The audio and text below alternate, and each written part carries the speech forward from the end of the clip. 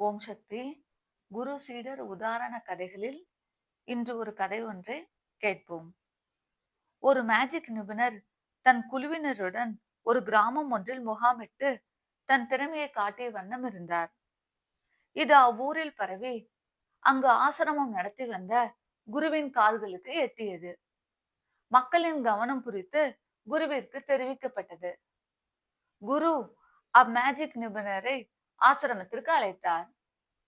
குருவின் பாதங்களை வணங்கி தான் கொண்டு வந்த பொருட்களை மரியாதையுடன் முன்வைத்துவிட்டு கைகூப்பி நின்றார் மேஜிக் நிபுணர். உலகம் முழுவதும் ஒரு கொடையின் கீழ் ஆள்பவன் இருக்கிறான்.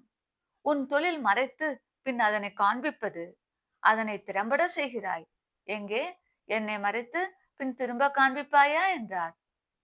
மேஜிக் நிபுணர் திரு திருவென்று விழித்தார். ஐயா, நான் உங்களை மறைத்திட இயலாது.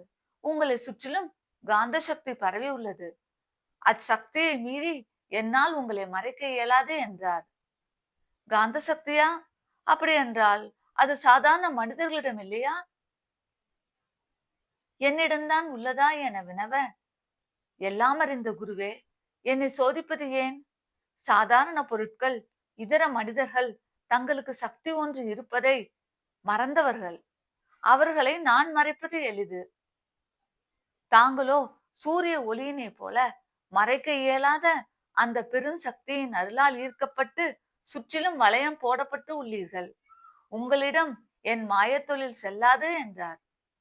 குரு புன்சிரிப்புடன், நல்ல வேளை, நான் தப்பித்தேன் என்றார். பின் கூடியுள்ள மக்களை நோக்கி, மனிதர்களே, இவர் திறமை மிக்கவர்தான், என் பாராட்டுக்கள். ஆனால் நீங்கள் அவரிடமிருந்து தப்பிக்க கூடியவர்களாக மாற வேண்டும். அதுவே என் விருப்பம் என்றார். நீங்கள் இறைவனை ஈர்க்கும்படி தியானம், மௌனம் ஆகியவற்றை கடைபிடித்து வர வேண்டும். என்றாவது ஒரு நாள் இவ்வுலகின் படைப்பின் மாயை திரைவிலக வாழ்வு வெறும் கனவு என்பதை அறிவீர்கள் என்றார். அனைவரும் வணங்கி சென்றனர். இக்குரு சீடர் உதாரண கதை இறைவனை ஈர்ப்பதற்கு தியானமும் மௌனமும் தேவை என்பதை நமக்கு காட்டு.